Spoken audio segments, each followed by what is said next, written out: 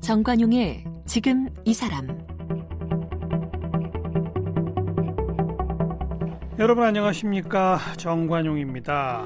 이 미성년자를 포함한 여성 성착취물을 제작 유포한 혐의를 받고 있는 박사방 일당 범죄단체 조직죄로 재판에 넘겨졌죠.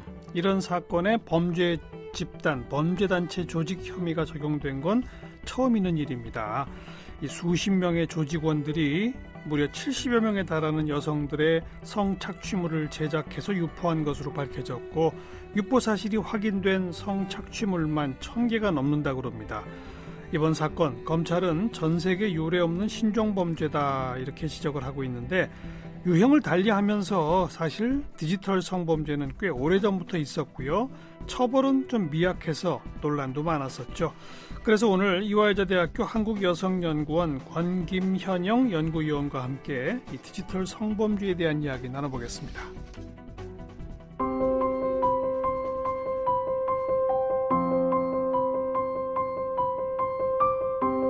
권김현영 연구위원은 성균관대학교 도거동문학과를 졸업했습니다. 이화여자대학교 대학원에서 여성학을 전공했습니다. 한국예술종합학교 객원교수를 지냈고 한국성폭력상담소에서 일했습니다. 현재 서울국제여성영화제 집행위원이며 이화여자대학교 한국여성연구원 연구위원입니다. 다양한 언론 매체에 칼럼을 기고하며 페미니스트로서 목소리를 내고 있습니다. 지은 책으로는 늘 그랬듯이 길을 찾아낼 것이다, 다시는 그전으로 돌아가지 않을 것이다 등이 있습니다. 네, 이화여자대학교 한국여성연구원 권김현영 연구위원 나오셨습니다. 어서 오십시오. 네, 안녕하세요. 네, 요 이전에 우리가 몰래카메라, 또 리벤지 포르노, 여러 용어들이 있어 왔잖아요. 근데 그에 비해서 이번의 경우는 새롭게 성착취물이라고 하는 용어가 쓰여졌잖아요. 예. 그러니까 이번 사건은 여성들이 스스로 자신의 벗은 몸을 촬영하게 만든다든지 이렇게 강요했잖아요. 그렇죠? 그런 걸 가지고 과거 몰래카메라나 또 몰래 찍은 포르노 같은 거를 유포시키는, 허락받지 않고 유포시키는 것과는 좀 질적 차원을 달리한다. 그래서 착취물이라는 용어를 쓴 거 아닙니까? 그렇다기보다는 사실 그전에 있었던 몰래카메라라든지 아니면 리벤지 포르노라고 하는 말 자체가 사실 피해자 중심적인 용어였다기보다는, 그러니까 가해자, 보는 사람들 중심으로 만들어졌던 용어였어요. 그래서 리벤지 포르노라고 하는 말 자체가 영국에서 만들어진 말인데, 그 말을 듣고 피해 당사자들이 자신이 포르노 배우처럼 취급당하고 있다는 것 때문에 이후에 굉장히 트라우마에 시달렸다라고 하는 그런 문제 제기가 있기도 했었습니다. 그러네요. 그런 식의 똑같은 문제인데 이번은 좀 더 분명하게 피해자 입장에서 이거 성착취 문제다라고 하는 명명을 다시 했다고 보시면 됩니다. 네, 디지털 성범죄라고 제가 통칭했습니다만 이것의 첫 시작은 언제라고 봐야 됩니까? 디지털화되어 있는 형태의 첫 시작이라고 보면 사실은 저는 유래를 따져보면 두 가지 유래가 가능하다고 보는데요. 하나는 지금과 같은 형태의 가장 범죄 행동이 굉장히 광범위하게 퍼지고, 그 광범위하게 퍼진 걸 많은 사람들이 지켜보게 되는 방식은 이 관전자의 탄생이라고 하는 측면에서는 사실 빨간 마우라 사건으로부터 유래를 볼 수도 있습니다. 근데 그거는 디지타이징 되지는 않았던 사건이죠. 대신에 굉장히 많은 사람들이 실제 성관계를 유포된 비디오를 굉장히 많이 찾아봤다는 점에서 굉장히 유포 범죄의 시작이라고도 얘기할 수 있을 거고요. 그게 1990년대죠? 97년입니다. 네. 97년도에 일어났던 이 사건 같은 경우에는 이제 당사자들이 동의 없이 유포가 됐고 판매되고 굉장히 많은 사람들이 보고 이런 것들을 있다라고 하는 존재를 알게 되고라고 하는 면에서 굉장히 좀 심각한 사건이었었던 유래가 있죠. 그리고 또 하나의 유래를 보자면 디지타이징 됐다라고 하는 측의 유래를 보자면 2000년에 사실 우리가 알려져 있던 모모모 비디오 사건이라고 하는 유명 연예인 비디오, 이 사건 같은 맞아요. 경우는 그 사건이 외국의 굉장히 유명한 포르노 사이트의 그 비디오 파일이 완전히 올라가게 되면서 그 파일을 유료로 다운로드 받고 그 다운로드 받은 파일들을 다시 해킹해서 무료로 배포하게 되는 이런 방식으로 이제 범죄가 일어났다는 측면에서는 디지털 성범죄의 시작을 거기로 볼 수도 있다고 저는 생각합니다. 예. 그 과거는 좀 그러니까 그 요즘은 플레이하는 저 비디오 테이프 저 뭐라 그러죠? 그 플레이어 예. 그런 기계 자체도 거의 사라져 그렇죠. 버렸는데 네, 그렇죠. 그건 어찌 보면 아날로그적 방식이죠. 네, 그랬죠. 그거 같은 경우는 그렇게 유포나 이렇게 확산성이 그렇게까지 높지는 않습니다. 그렇죠. 근데 디지털화되면서 확산성이 엄청나게 그렇죠. 높아진 거죠. 파일 형태로 네. 주거니 받거니가 훨씬 용이해지면서 널리 확산되는 그런 거죠. 그렇습니다. 그 빨간 마을호 사건 때부터 제대로 된 처벌이 이루어졌었던가요? 빨간 마을호 사건은 여러모로 좀 불행한 사건이기도 한데요. 당사자였던 이제 학생 그 비디오에 등장했던 여학생 같은 경우에는 자신이 가출한 이후에 성폭력 피해를 입었다라고 얘기를 했음에도 불구하고 관련자들이 아무도 처벌받지 않았고 그리고 당사자 처벌 안 받았어요? 네, 그렇습니다. 그러니까 물론 유포나 이렇게 했던 일부가 처벌을 받긴 했으나 이 여학생을 가출했을 때 뭐 예를 들면 성폭력을 저지른 이거에 대한 수사가 이루어진 적이 없고요, 전혀. 그리고 나서 당사자들 모두가 피해가에 할 것 없이 보호처분 4개월. 이라고 하는 처분을 받았습니다. 그러니까 보호처분. 피해자가 오히려 미성년자였죠. 네, 그랬죠. 소년원 통치 보호처분 4개월 뭐 이런 식의 조치를 똑같이 받게 됐던 좀 불행한 결과였던 거죠. 네. 피해자라고 아마 인식 자체를 아마 안 했던 것 같습니다. 10대들이 그냥 너무 빠른 나이에 섹스 비디오까지 찍다니 이런 방식으로 이제 사회가 접근을 했던 거죠. 그 다음에 2000년대 이후에 유명 연예인들 이름을 딴 누구 비디오, 누구 비디오 있었잖아요. 네네. 그때는 유포한 사람이 잡혀서 처벌 당했나요? 유포한 사람이 잡혀서 이제 법정에는 갔는데요. 자신이 유포한 게 아니고 자기는 사실은 그냥 찍었던 걸 보관하고 있었는데 누가 유포했는지 모르겠다 이렇게 얘기해서 둘 다 제대로 된 처벌을 받지 못했습니다. 그리고 그 중에 한 사람 같은 경우는 나중에 모델로 데뷔를 하기도 하고요.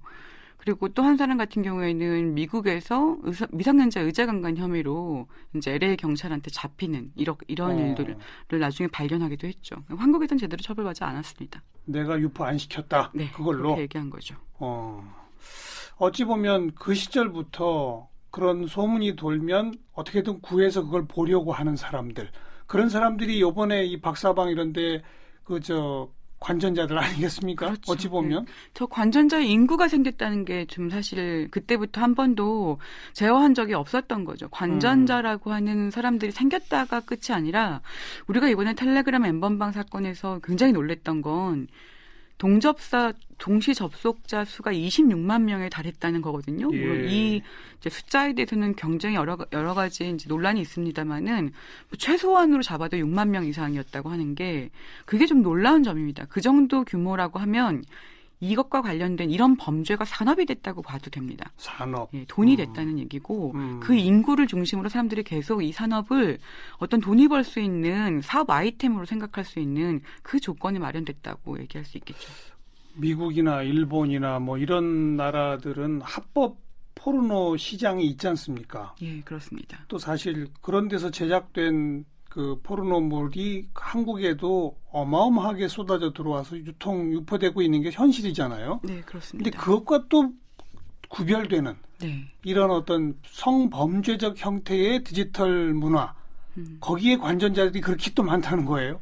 그렇죠. 이게 이제 사람들이 많은 경우에 2000년대에 사실은 저희가 모두 다 걱정했던 것이 이 음란물 안에 굉장히 명백한 불법 촬영물부터 시작해서 성범죄 모의, 협박 이런 것들이 있었는데도 불구하고 그것과 음란물, 그냥 그런 범죄적 혐의가 없는 음란물이 구분 가능하지 않다는 이유로 사실은 수사상의 어려움들을 계속 표해와서 사실상 방치해왔습니다. 그러니까 그러다 보니까 사실은 사람들이 음란물과 관련되어 있는 어떤 경험을 하다 보면 더 센 것, 더 새로운 것, 그리고 네. 더 나를 충격적으로 알려주는 것 보기 때문에 굉장히 많은 사람들이 이런 식의 범죄물로서의 범죄물에 익숙해져 버렸습니다. 그러니까 그렇게 쏟아져 나왔던 일본산, 미국산 포르노그래피의 문제가 아니라 사실은 그런 포르노그래피들도에 대한 시장 자체는 굉장히 축소됐고요. 오히려 사실은 국산 야동이라고 불리는 실제 범죄물들이 대부분의 포르노그래피에서 가장 큰 포션을 차지하게 됩니다. 그러니까 이런 방식으로 변해했다는 것을 지금 사람들이 사람들이 많이 모르고 있고 이게 그래서 음란물도 규제하자는 얘기야 뭐 이렇게 얘기하는데 음란물 안에 폭력을 제대로 규제하지 않은 결과다 이렇게 보시면 질적으로 됩니다. 다른 거죠. 질적으로 완전히 다른 것이기도 하고요. 소라넷이라고 하는 사이트가 그중에 가장 좀 광범위하게 유포시킨 사이트 아니었나요? 초반에 그러니까 범죄라고 하는 형태의 초반 어떤 형태는 범죄를 거기서 모의하고 있는 게 사람들이 다 구경하고 있어도 아무런 조치를 취하지 않았던 것 그런 게 이제 어떤 시초라고도 볼 수 있을 텐데요. 예. 소라넷 안에도 뭐 음란물부터 시작해서 그런 여러 가지 것들이 다 있었으나 이렇게 분석적으로 구분될 수 있을 만한 굉장히 명백한 범죄물들에 대한 이제 처리를 제대로 하지 않고 그걸 방치하고 그걸 사람들이 보러 많이 들어오고 이런 네. 구조가 유지가 됐던 셈입니다. 불법 촬영물의 플랫폼. 네, 그렇죠. 그런 최초였죠. 최초였죠. 네. 네. 불법 촬영물의 플랫폼이 됐고 방치했고 플랫폼 사용자가 그것과 관련된 문제를 아무리 제기를 들어도 해외에 서버가 있다는 이유로 그 사용자들에 대해서 제어를 하는 것이 불가능했고 이게 반복됐던 겁니다. 예. 이거 추적해서 잡기까지도 굉장히 오래 걸렸죠. 네, 17년이 걸렸죠. 17년? 네, 실제로 17년. 소란이 만들어지고 난 다음부터는 17년이고 소란이 문제 제기가 돼서 2006년도인가에 폐쇄되고 난 다음에 한 10년 걸렸습니다. 그러니까 굉장히 아직 다 잡은 것도 아니죠. 다 잡은 거 아니죠. 한 명만 잡혔습니다. 한 명만요? 네, 네, 그렇습니다. 운영진이 몇 명이었죠? 제가 알기로 여러 가지 기사를 봤을 때 한 70명 정도 된다고 알고 있어요. 70명? 네, 70여 명. 뭐 46명 설도 있는데요. 어쨌든 뭐 최소한 수십 명 단위였을 텐데 그중에 잡힌 건 한 명입니다. 네. 참 이처럼 추적 체포 그 자체가 참 어려운 게 또한 사실이잖아요. 이런 쪽 영역이. 그런데 사실은 이번에 텔레그램 엠번방 사건에서 검찰과 경찰이 수사 의지를 이제 아주 명백하게 가지고 했더니 잡을 수 있다는 게 밝혀지기도 했죠. 예, 그러니까 절대로 텔레그램 못 잡을 거다. 거기는 완전히 사실 암호화되어 있다라고 얘기했지만 잡았거든요. 그러네요. 그러네요. 그러니까 사실 의지 문제였다고 보는 게 맞지 않을까 싶습니다. 사실은. 이번에는 의지를 발휘해서 바로 잡았고 네. 소라넷 때는 그럼 의지가 없어서 10년씩 걸려서 한 명밖에 못 잡은 거다? 그렇죠. 예. 해외 서버와 이따를 갖고 하는 식의 얘기로 변명을 계속 일관했고 실제 국내에서 있던 사이트는 문을 닫았으나 뭐 예를 들면 놀리기라도 하는 것처럼 하루에 2번씩 뭐 사이트 주소 같은 것을 트위터를 통해서 이제 배포하면서 그 트위터 팔로워가 30만 명이 넘었었으니까요. 예. 그 트위터 팔로워들에게 계속 새로운 주소를 안겨주고 뭐 이런 식의 수법들이 눈에 보이게 있었거든요. 그런데 그럼에도 불구하고 해외에 있다라고 하는 이유로 사실은 그냥 방치를 했던 것이죠. 근데 해외 국제 공조를 통해서도 어떤 식의 이제 범죄 행동들을 잡아내고 네. 실제로 소라넷을 폐쇄할 수 있었다는 것이 이제 2007년도, 2017년도, 2016년도에 걸쳐서 확인됐으니까요. 그러니까 사실은 의지가 없었던 겁니다. 우리 사회 전체가 어찌 보면 그런 디지털 성범죄의 물 네. 그 자체에 대한 경각심이 별로 없었다고 봐야 돼요. 네, 네, 옛날에는. 너무 없었습니다. 아무튼 소라넷이 제일 유명했고 그 다음에는 웹하드 카르텔 뭐 이런 것들이 있었죠. 네, 웹하드를 보시면 뭐 유명한 사이트들이 몇 개 있는데 뭐 파일놀이라든지 뭐 웹 위디스크 뭐 이런 것들이 있는데 거기 안에 보면 이제 굉장히 쉽게 불법 촬영물들을 검색해서 찾아올 수 있는 거예요. 그러니까 그런 것들이 그냥 거기 방치되어 있음에도 불구하고 삭제를 제대로 안 하거나 삭제를 한다고 해도 다시 재업로드하거나 헤비 업로드하고 어떤 유착 관계를 통해서 그걸 계속 반복하게 만든다든지 이런 웹하드 운영업체가 사람들 모이게 하려고 일부러 많이들 올렸다는 거 아니에요, 자기들이? 그렇죠. 헤비 업로드들과 수익 계획을 통해서 그런 식으로 옮기고 이런 것도 있었던 거죠. 예. 그런 웹하드 업체들도 단속이 됐나요? 단속이 지금 됐는데 사실은 이 불법 촬영물들과 관련된 단속이라기보다는 직장 내 갑질 혐의와 폭행 혐의로 양진호 씨가 지금 수사를 받고 있고 구속이 된 상태죠. 그런데 불법 촬영물과 관련해서는 사실은 아직 밝혀지지 않은 사실들이 많습니다. 그리고 책임이 아직 정확하게 어떤 책임을 어떻게 져야 될지에 대해서 정리가 안 되어 있는 상태이기도 합니다. 그리고 바로 작년에는 웰컴 투 비디오 사건 터졌죠. 네, 네. 잡고 보니까 한국 사람이 운영자였죠. 네, 그렇습니다. 그러니까 예를 들면 소라넷 같은 경우에는 미국에서 서버가 있었는데 그 미국 서버 같은 경우에는 절대로 이 소화물을 올리면 안 된다, 아동물을 올리면 안 된다라고 하는 공지가 있었습니다. 왜냐하면 미국에서는 굉장히 엄격하게 이걸 처벌하거든요. 예. 그러니까 사실은 말하자면 이 소라넷의 손정우 씨 같은 경우에는 다크웹이라고 겉보기에는 이제 들어갈 수 없는 형태의 딥웹의 더 아래에 있는 다크웹을 통해서 우회해서 이제 접속할 수밖에 없는 그런 사이트에서 아동물만 올리는 그런 사이트를 운영하게 됩니다. 그러니까 이 사람이 그 전부터 계속 관련되어 있는 작업들을 했던 것 같은데 그렇게 특수하게 더 범죄물일수록 돈이 더 된다는 것을 알았던 것 같아요. 그래서 세계 최대의 아동 성착취물이 올라가 있는 사이트로 밝혀졌죠. 웰컴 투 비디오. 웰컴 투 비디오. 예. 네. 그리고 해외에서 거기에 올라가 있던 제작되어 있는 소아 성착취물들을 발견하고 이제 범인을 잡으면서 이걸 운영하고 있던 운영자가 한국인이고 거기에 있는 유료 회원들이 굉장히 상당수가 한국인이라고 하는 것이 밝혀지기도 했습니다. 네. 미국에서는 보내달라는 거 아니에요? 네, 보내달라고 하고 있죠. 그러니까 미국 같은 경우는 이것을 다 더해서 예를 들면 범죄 행위와 관련해서 이 범죄가 막 100개가 있다. 100개를 다 더해요. 뭐 그런 방식이라면 한국은 그것 중에 제일 센 것들 하나만 선택하고 그 중에서도 범죄자의 사정을 굉장히 정상 참작해줘서 손정우 씨 같은 경우에는 뭐 결혼을 앞두고 있다라든지 반성을 하고 있다. 뭐 이런 식의 이유들 때문에 1년 6개월형이 나왔습니다. 전 세계가 놀라워할 만한 형량이었습니다. 왜냐하면 여기에 당사자들 말고 해당 피해 당사자들 말고 가해자들 중에 다운로드 받았다는 사람 단순 다운로드였음에도 불구하고 막 5년형. 30년형 이렇게 나왔거든요. 미국에서. 그런데 손정우 같은 경우는 1년 6개월형이 나왔으니까 너무 사실 가장 큰 책임이 있는 사람인데 가장 적은 형량을 받았던 셈이죠. 말씀하신 것처럼 미국은 소아 성물일 경우는 특별히 가중하는 법률이 따로 있잖아요. 네, 가중하고 그리고 우리나라는 그게 없나요? 우리나라도 있습니다. 있어요? 네, 있는데 제대로 적용이 안 되네요. 적용이 안 되기도 하고요. 사실은 이 불법 자기가 스스로 소아 성착취를 한 게 아니다. 뭐 이런 방식의 얘기들을 변명이 통했다는 겁니다. 그러니까 실제 제작하게끔 만들고 이제 유포하게끔 만들었다는 이 플랫폼을 만들었던 사람이 가장 큰 책임을 가진다라고 하는 생각 자체를 못하는 것 같아요. 손정우 아버지 같은 경우에도 직접 간과하는 것도 아닌데 뭐가 문제냐 이런 식의 이야기를 이제 청원에 내용에 올려서 이제 국민적인 분노를 샀던 것처럼요. 이 디지털 성범죄 가해자가 자신들이 저질렀던 범죄 행위가 얼마나 심각한지를 잘 모르는 경향들이 있고 사법부도 그거에 대한 심각성을 잘 인지하지 못하는 경우들이 많은 것 같습니다. 디지털 성범죄의 피해자와 네. 그렇지 않은 일반 성범죄의 피해자 어느 피해가 더 크다고 봐야 할까요? 아니면 디지털 성범죄 피해자만의 특징이라면 어떤 것들이 있을까요? 디지털 성범죄가 가장 사실은 이제 피해자들이 고통스러워하는 것은 한번 유포가 되고 나면 그 유포가 사실은 완벽한 수준으로 완전히 삭제될 가능성이 그렇게 높지 않다는 겁니다. 그렇죠. 그러니까 인터넷 세계라고 하는 것이 맞아요.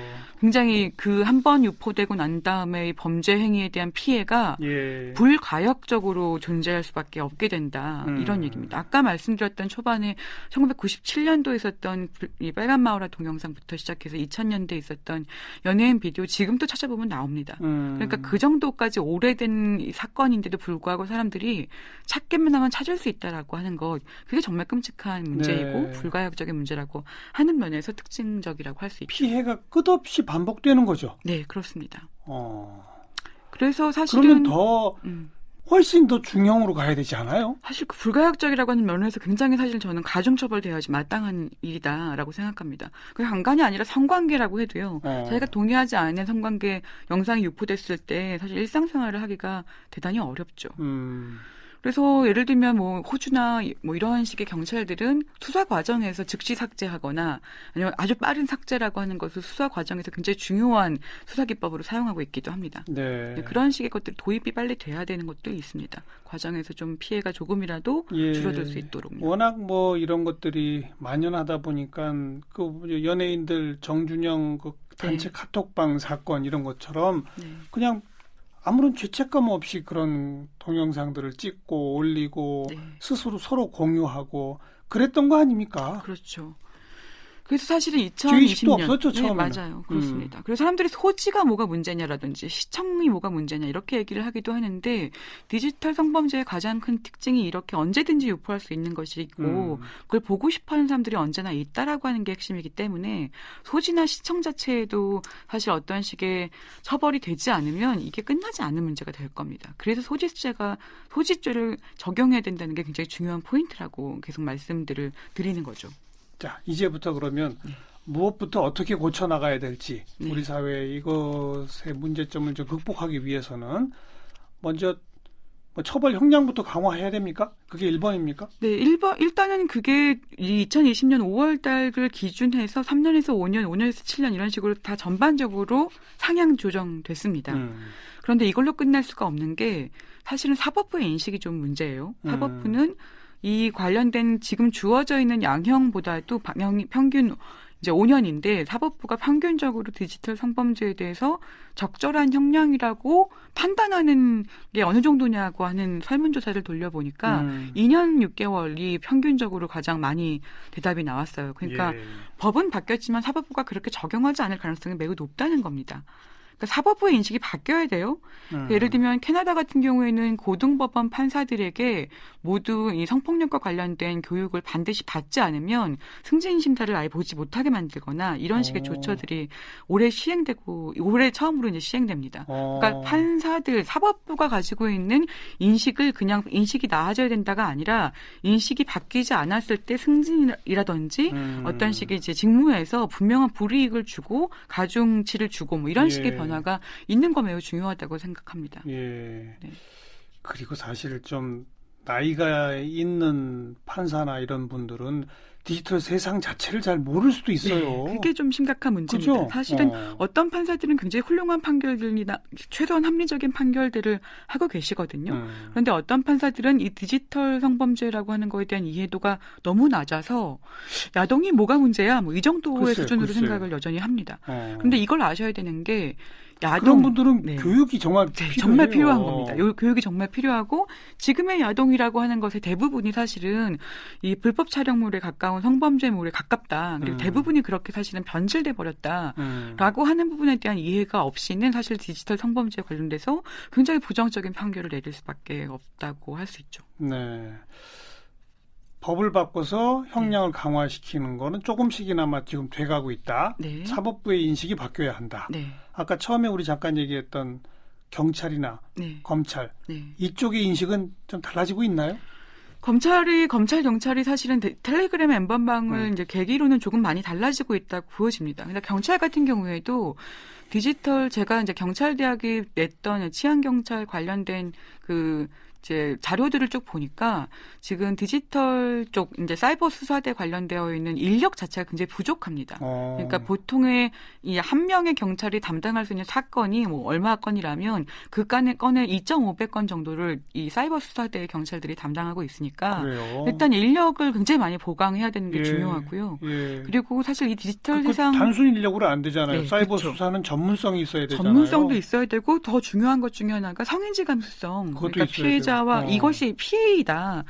피해 가해 문제이고 처벌받아야 될 되게 중요한 문제이다라고 하는 인식도 역시 포함돼서 감수성도 있고 수사 기법도 있고 관련되어 있는 의지도 있는 그런 종류의 인력들로 배치가 많이 되어야 됩니다. 그렇죠. 그런 게 좀 중요한. 그런 인력을 변화죠. 양성하는 기관은 좀 있나요? 없습니다. 그러니까 그러한 기관들도 필요하겠죠. 경찰대학부터 시작해서 좀 그런 시도들을 시도하고 있다고 생각하는데 저는 아직은 턱없이 부족한 상황인 것 같습니다. 훨씬 더 많은 인력들이 보강되어야 되고 이 보강된 인력들이 사이버 수사대에 들어가서 디지털 성범죄와 관련된 TF가 만들어져야 되지 않을까.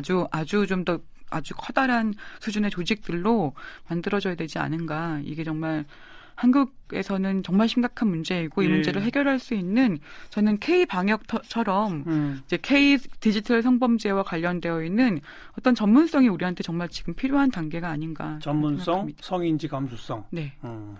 다른 나라도 그렇지만 우리나라가 특히 그 인터넷 왕국이다 보니까 친종 범죄도 더 우리나라에서 먼저 시작되는 것 같아요. 그럴 수 있죠. 그리고 그러니까요. 범주도 굉장히 크고 그리고 인구도 굉장히 관련자들이 굉장히 많기도 하고요. 네. 최근에 그 범죄자들 신상 공개를 다 했잖아요. 네. 그건 어떻게 보세요? 저는 일단 이 평소에 제 지론 중에 하나는 이 신상 공개 시력이 그렇게 높지 않다라고 하는 게 제 평소의 입장이었는데 인터넷 이 디지털 성범죄 같은 경우에는 일단 이들이 가지고 있는 가장 핵심적인 범죄 수법 중에 하나가 피해자들의 신상을 그러니까요. 인터넷상에 공개한다고 맞아요. 협박합니다. 이제 맞아요. 그런 면에서 이 가해자들의 신상을 공개한다는 건 저는 굉장히 중요한 메시지가 될 거라고 하는 생각을 하기도 하고요. 신상 공개와 더불어 이들에게 인터넷 접근 제한 명령 같은 것들이 필요하다고 생각해요. 그러니까 한 번 노출되면 예. 인터넷 세상에서 어떤 방식으로 이제 범죄 행위에 접속할 수 있는지, 범죄 행위를 둘러싸고 어떻게 모의를 할 수 있는지를 아주 잘 알고 있거든요, 그들은. 그러니까 그들에게 그것들을 못하게 만들 수 있는 그런 종류의 처벌 조치들이 좀 개발될 필요가 있지 않을까. 그런 면에서 신상 공개도 하나의 축으로 중요하고 그것뿐만 아니라 신상 공개 이후에 이들의 인터넷 어떤 행동 패턴과 관련되어 있는 조사부터 시작해서 감시, 이런 식의 상호 감시 체제가 이제 좀 필요한 게 아닌가 이런 생각을 하게 됩니다. 네. 네. 이번에 최초로 검찰이 적용한 범죄단체 조직죄 네. 네. 법원에서 인정될까요?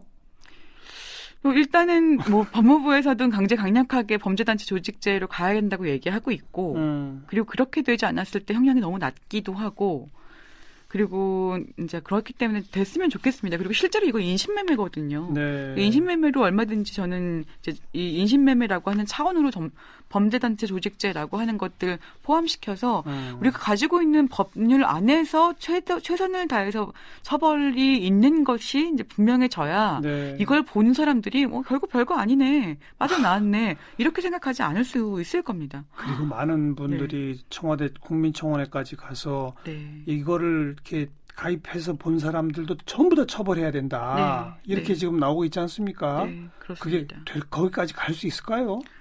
그러니까 저는 텔레그램 엠번방 아마 들어보셨겠지만 여태까지 우리가 알고 있었던 종류의 디지털 성착취의 양상 중에서도 잔인성의 정도나 집단성의 정도가 좀 심각합니다. 그러니까 이 범죄가 제대로 처리가 안 되면 이것보다 더 심각한 범죄가 그 다음에 나온다. 이렇게 경각심을 가지고 반드시 이번에는 사실은 엄정하고도 엄중한 처벌 이루어져야 된다고 생각합니다. 그리고 이번 이 수법이나 이런 거에 대해서는 진짜 사법당국이나 이런 데 제대로 교육을 좀 시켜야 돼요. 네. 그렇습니다. 설명을 들어도 어떻게 들어가는지 저는 잘 모르겠거든요. 그러니까요. 그냥 우연히 들어갈 수 있는 것도 아니고 호기심에 들어갈 수 있는 것도 아니거든요. 그런데도 그거를 우연히 뭐 호기심에 가본 사람들은 괜찮지 않아? 라는 말이 정치권에서도 나왔었잖아요. 그렇죠. 정치권에서 나왔다는 게 가장 놀라운 문제입니다. 그죠? 그만큼 모른다는 거거든요. 네, 그건 알려줘야 됩니다. 네. 자, 이화여자대학교 한국여성연구원의 권김현영 연구위원이었습니다. 고맙습니다. 감사합니다.